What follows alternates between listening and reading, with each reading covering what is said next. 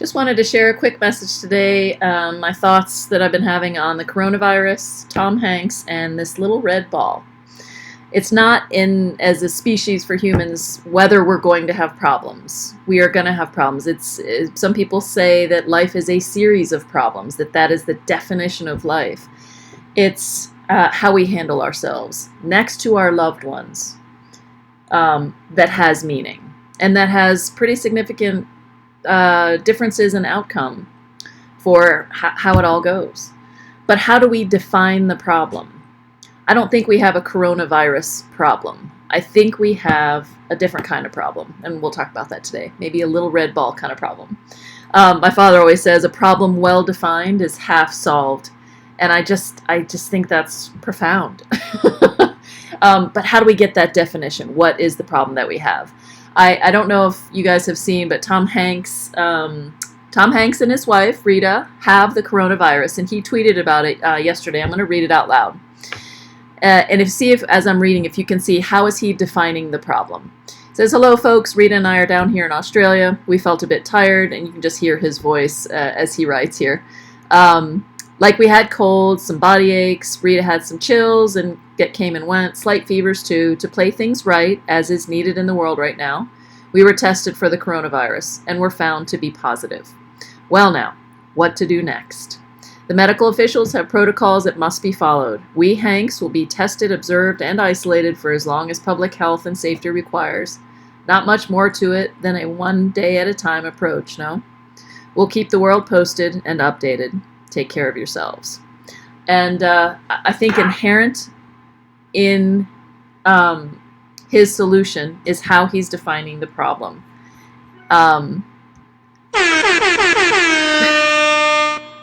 I think we have more of a panic problem than a virus problem. Not that the virus shouldn't be taken seriously, but panic and anxiety, emotional energy in humans and in the human family spreads faster than any virus ever will. Ever. So I want to offer some thoughts and tips on how to stop the spread of anxiety. Hand sanitizer will not help you with this. Nothing that you can get off the shelf in Target is going to help you with this. So, I think just take a note to start. Take a note from Tom's tweet. It's one day at a time. Take precautions. I just think it's such a simple message, but wow, one that's super helpful. I think another one is instead of "these people are crazy," and I've been guilty of that, instead of "these times are crazy," instead of "this whole world is crazy," try thinking that anxiety is normal. And the way I actually define anxiety is emotional energy. It's a very broad definition of anxiety. It's what animates us, the way I define anxiety. So if you begin to think about anxiety as normal, you can begin to observe it, not judge it, not try to get it to go away, but to think about it, to imagine it as a little red ball that bounces, in particular, between family members.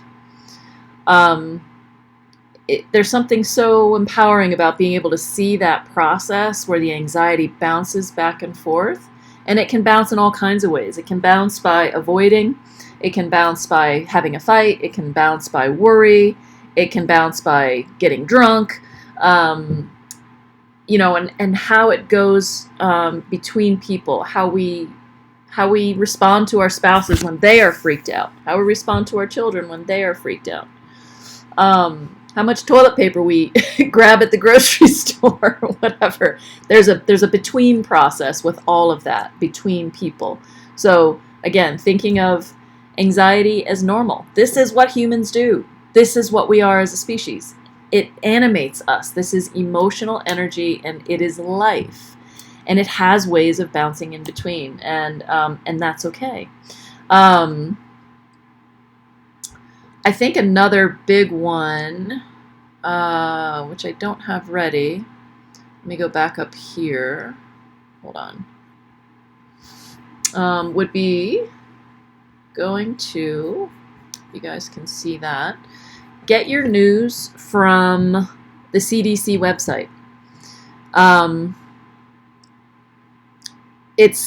It doesn't have all the filtering. It doesn't have all the noise. And if you can see on this site right here, this is CDC's website, and it's updated very regularly. The only confirmed cases in the United States are 138 travel-related, 129 close contact.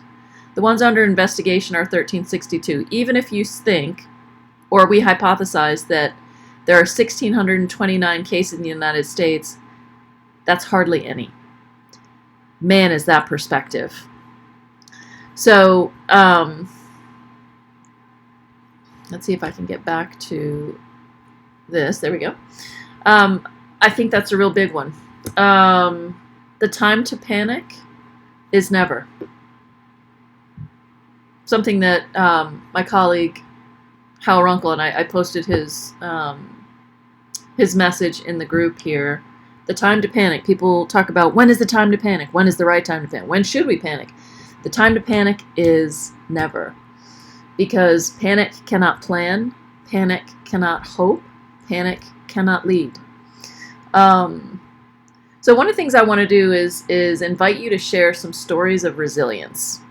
I have a couple myself, but in the comments below, I want people to talk about, I know you've seen it. I know you've seen somebody in your family, maybe you, maybe your child, come forward and just be responsible and be thoughtful in a way. And so my story is, my husband and I were actually both out of town this week working. I was gone, and then he just arrived a couple of days ago. So our 2 teenage daughters were home alone. And of course, this is the week that it sort of has blown up.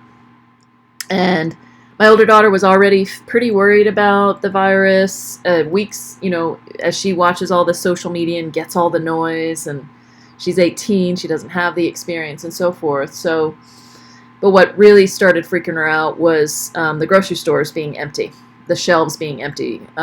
We don't care about the toilet paper. We got a lot, but because we already do, which we shop at Costco. But she took it on herself before I flew home early last night to be with them.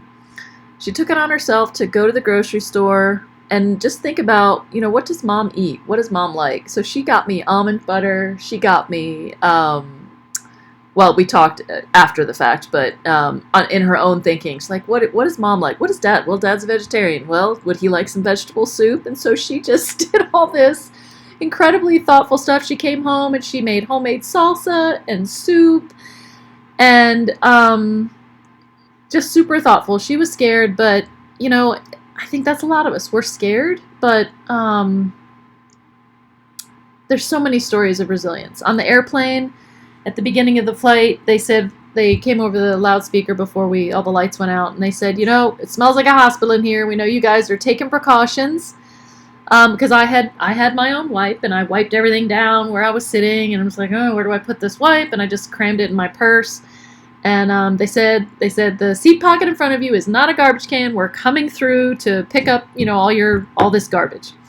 And I was surprised because almost every row people were throwing wipes in the garbage as they're coming through. I thought I was the only one, and I'm being a little nuts, but people are taking precautions. We are being careful. We're being overly careful, I think, but that's what we do. So what can you do to stop the spread of anxiety?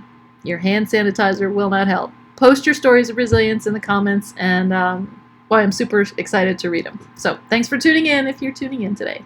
Bye.